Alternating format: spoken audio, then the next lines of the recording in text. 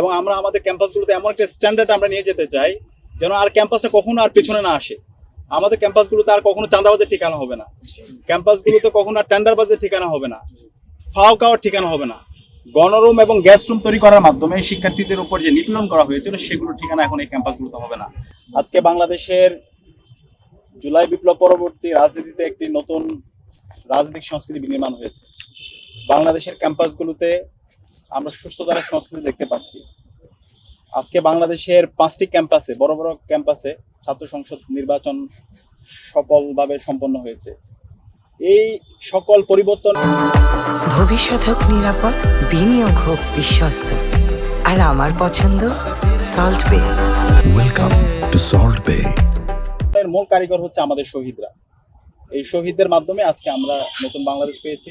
শহীদদের মাধ্যমেই আমাদের ক্যাম্পাসগুলো ছাত্রলীগের সন্ত্রাসীদের যে এক একটা কনসেন্ট্রেশন ক্যাম্প ছিল সেই ক্যাম্পাসগুলো আজকে স্বাধীন হয়েছে এবং প্রতিটি ক্যাম্পাসে আজকে মত প্রকাশের স্বাধীনতা শিক্ষার্থীরা পেয়েছে। শিক্ষার্থীরা নিজেদের মধ্যে আইডিয়ার প্রতিযোগিতা করছে এবং সর্বশেষ আমাদের এই সুস্থভাবে আমাদের নির্বাচনগুলো সম্পন্ন হয়েছে। তো এই সকল কাজের আমরা ক্রেডিটগুলো আমাদের শহীদদেরকে দিতে চাই এবং ইতিমধ্যে আমাদের যোগসুর নির্বাচিত প্রতিনিধিরা ঘোষণা করেছেন এই যোগসুর নির্বাচনে আমাদের পুরো ক্রেডিটটা আমরা জুলাই বিপ্লবের সকল শহীদদেরকে দিতে চাই এবং এই আমাদের যে ক্রেডিট সেটি শহীদ ওসমান বিন হাদি ভাইকে দিতে চাই এবং বাংলাদেশের সাবেক প্রধানমন্ত্রী আপসহীন নেত্রী যাকে বলা হয়, যিনি সবসময় আধিপত্যবাদের বিরুদ্ধে আগ্রাসনের বিরুদ্ধে কথা বলেছেন, আমরা বেগম খালেদা জিয়াকে দিতে চাই। একই সাথে বাংলাদেশের সকল আজাদী আন্দোলনের শহীদদেরকে দিতে চাই।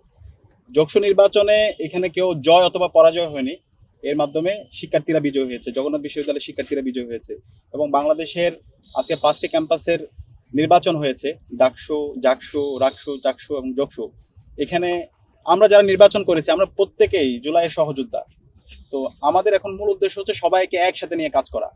জুলাই বিপ্লবে যেভাবে আমরা ঐক্যবদ্ধভাবে রাজপথে নেমেছিলাম, আমাদের কমন গোল ছিল এবং গ্রেটার আমাদের হচ্ছে পারপাস ছিল, এখন এই নতুন বাংলাদেশ বিনির্মাণ করার জন্য আমরা প্রতিটি ক্যাম্পাসে সবাইকে একসাথে নিয়ে ঐক্যবদ্ধভাবে আমরা কাজ করব। ইতিমধ্যে আমরা 4টা সংসদ কাজ শুরু করেছি। শিক্ষার্থীরা ইতিমধ্যে প্রতিটি ক্যাম্পাসে দৃশ্যমান পরিবর্তন দেখতে পেয়েছে এবং ইনশাআল্লাহ আমরা কথা দিচ্ছি আমরা শিক্ষার্থীদেরকে যেই কমিটমেন্টগুলো দিয়েছি তা তো বাস্তবায়ন করবই এবং তার চেয়ে 5 গুণ বেশি কাজ করবো ইনশাআল্লাহ। এবং আমরা আমাদের ক্যাম্পাসগুলোতে এমন একটা স্ট্যান্ডার্ড আমরা নিয়ে যেতে চাই যেন আর ক্যাম্পাসে কখনো আর পেছনে না আসে।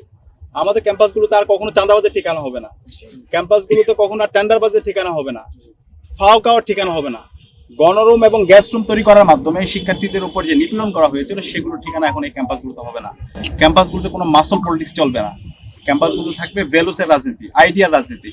ইতিমধ্যে আমরা দেখতে পাচ্ছি সকল ছাত্র সংগঠনগুলো সেই প্রতিযোগিতা শুরু করেছে এবং আমরা আশা করছি ঢাকা বিশ্ববিদ্যালয় কেন্দ্রীয় ছাত্র সংসদ এবং অন্যান্য ছাত্র সংসদ আমরা সবাই একসাথে আমরা ঐক্যবদ্ধ আমরা আমাদের কাজগুলো করবো ইনশাআল্লাহ।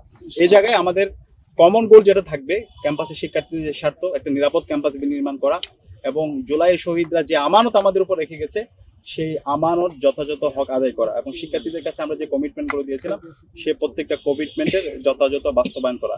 আমি বিশ্বাস করি ইনশাআল্লাহ শিক্ষার্থীরা আমাদের উপর যে আমানত রেখেছেন প্রত্যেকটা আমানতের আমরা যথাযথ হক আদায় করতে পারবো ইনশাআল্লাহ।